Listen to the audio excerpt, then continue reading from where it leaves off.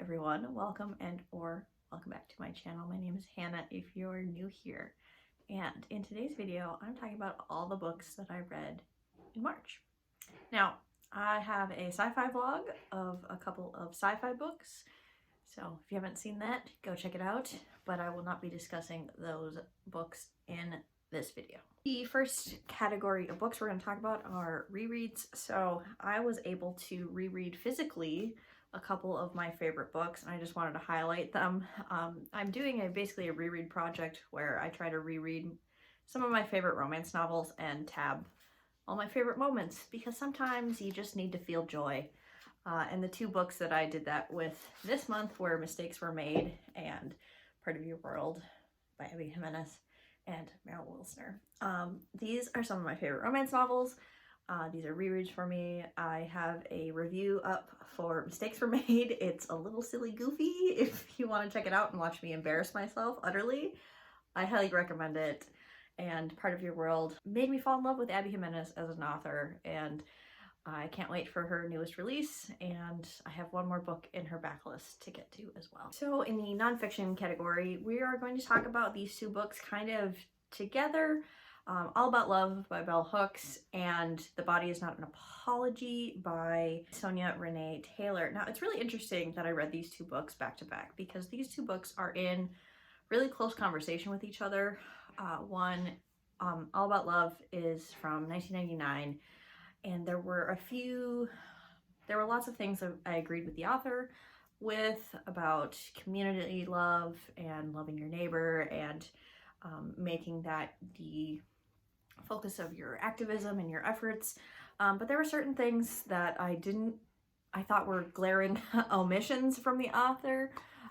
This was very cis heteronormative in a lot of ways. Men do this, women do that. And she also would say those, statements, those claims, and wouldn't back it up with statistics or studies. So I wish she would have fleshed out some of these strong opinions, because I agree with her on a lot of these things, but it just felt a little unwarranted in a way. But a lot of really great ideas in here, and I think this is still a really valuable essay collection. And I gave this like 3.5 out of 5 stars. Not the perfect essay collection for me. And then back to back, I read The Body Is Not an Apology, which is from 2018, so a much more recent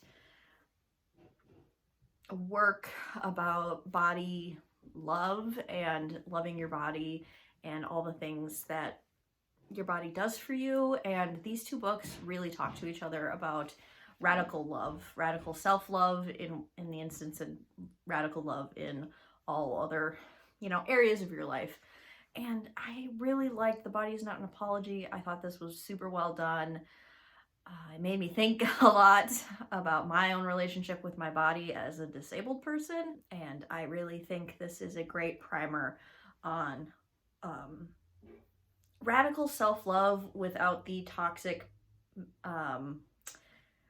body positivity-ness, because it's not really about just that. There's more to it than that, and I really appreciated the nuance that the author wrote into this, and I think it's a modern classic in my opinion. And I give The Body Is Not an Apology 5 stars. The author is also a poet, and you can really tell in the writing. The writing was very well done. I only read one romance this month other than my rereads, and that was A Tropical Rebel Gets the Duke by Adriana Herrera, and this is the third book in the Las Leonas series, which is following different couples. The first is A Caribbean Heiress in Paris, and unfortunately Tropical Rebel Gets the Duke was my least favorite of the three. I still love A Caribbean Heiress in Paris so much, but A Tropical Rebel deals with some really serious topics. There's a lot of triggers for this one about women's health, abortion, pregnancy loss. So, be gentle with yourself with this one. But I ultimately didn't care for the romance between our two main characters, Aurora and Apollo. I just wasn't vibing with their dynamic, and it's really hard to love a romance story when you just don't click with the couple. I liked basically everything else, the plot, the side characters, outside of the main relationship, but this is a romance at its heart, so I had to give this one like 3.25, 3 stars. It was just okay. I feel like that's going to be unpopular. If you already like the series, you're probably going to enjoy this one as well. This one just didn't click for me. In the horror slash literary horror category is Elegy for the Undead by Matthew Vesely. This is, at its heart, a romance and exploration of this queer couple with the backdrop of a zombie apocalypse, essentially. And this wrecked me. Wrecked me completely. I really loved the hints of world building that we get with the zombie apocalypse. I loved the back and forth timeline. We get, you know, the start of the relationship before the apocalypse and during the apocalypse, and how this couple survives through all of that. And it just is a beautiful work of literary horror. If you enjoy Our Wives Under the Sea or other literary horrors, this will be right up your alley. But it's truly just an exploration of this couple and their dynamic through the years. And again, just I cried like a little baby at the end. I will say this was a little tough for me. I didn't give it a full 5 stars. I gave it 4.5 out of 5 stars. Really, really loved it in a lot of ways. But there was a relationship element that the author explored in this book that is a deal breaker for me personally. And so I had a hard time rooting for this couple after the deal breaker moment. But this couple does get back together and, you know, carry on after that event. And so I had to kind of like let it go on a personal note. But that's why I can't give it a full like 5 stars, because there was that element. And I don't want to spoil this for you. It's really short. It's a novella. So I would just go for it if you're interested. Then we have Service Model by Adrian Tchaikovsky. This is a sci-fi novel, and this was another 3.25 out of 5 stars. The first 20% of this book I adore. This was funny and charming. This is about a robot who murders his master and has to carry on trying to fulfill his assigned duties now that his master is dead. And it is so satirical and funny in the first, 30% of the book. And then the robot goes on an adventure and it loses me pretty quickly. It just dragged on a lot in the middle. It was kind of one of those instances where it's like, you should have quit while you were ahead. Too much of a good thing type of situation, where if the novel had been tightened up, if we had one less adventure quest line, maybe I would have enjoyed this more. But yeah, it really lost me in the last chunk of the book, which is unfortunate because the first 30% was giving me like 5-star vibes, but ultimately this one didn't quite work for me. Don't mind the chopping, my husband is making mushroom soup. So in the fantasy category, we have another dud, which was I'm Afraid You've Got Dragons by Peter S. Beagle. This is the guy who wrote The Last Unicorn, and this is a cozy fantasy about a dragon exterminator who doesn't want to be a dragon exterminator.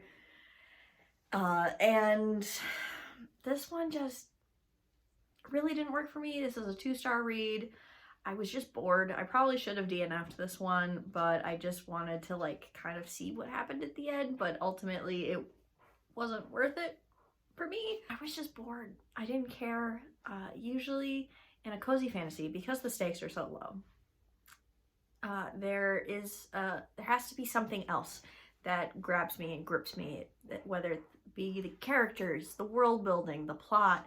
Something has to keep me engaged, and there was just nothing there for me in this book. I didn't love the characters, I didn't love the plot, I didn't love the world building. It feels very classic fantasy with hints of twists, but didn't go deeply into anything in my opinion. And this is a third person, like, unlimited narrator style, so we get into like a bunch of people's heads, which isn't my favorite narrative structure for storytelling. It just ultimately didn't work for me, sadly. And it feels weird giving the next book 4 stars, but I gave 4 stars to Glow of the Everflame by Penn Cole, which is a romantasy. And this was just fun. This is the sequel to Spark of the Everflame. I got the audiobook of this one, and the angst and tension for the romance in this series is delicious. The world building is a ton of fun, and I like the side characters quite a bit. Our main character, DM, is atrocious. She's so annoying, but I had so much fun with everything else surrounding her that I just had a great time reading it. See, that's what I mean. Like, I need something to latch onto outside of, you know, like, if one element is lacking, as long as there are other things I can enjoy the book as a whole. And I will continue, left on a cliffhanger. And yeah, this one was just a silly, goofy time, at least for me personally. My absolute favorite read this month was Vera Wong's Unsolicited Advice for Murderers by Jessie Q. Sutanto, which is a cozy mystery about Vera Wong, who finds a dead body in her tea shop and thinks that the police aren't doing enough to solve the crime and decides to figure it out herself. And she is an older protagonist, and she is dealing with a lot of loneliness, and that is deeply explored in this book. She has a little found family by the end. The mystery was cute and charming. The way Vera's characterization is impeccable. There's so many great side characters, again, with that found family. This is multi-POV. We're not just following Vera. We get glimpses into all of her suspects, which is a lot of fun. And just so much about this was so fantastic. I cannot recommend this highly enough. I'm not even like a mystery reader, but I've heard such good things about this one in particular, and it is definitely worth the hype. I adored this, and I will definitely be reading the sequel. I'm a little worried it's not going to have the same charm as book 1, but book 1 is going to stick with me for a long time. This was 5 stars. I loved this. I highly recommend. Those were the books that I read in March. What are some books that you read in March, and which were your favorite? I would love to know all your thoughts and opinions in the comments down below. Thank you so much for watching, and I will see you in another video of mine very soon. Bye!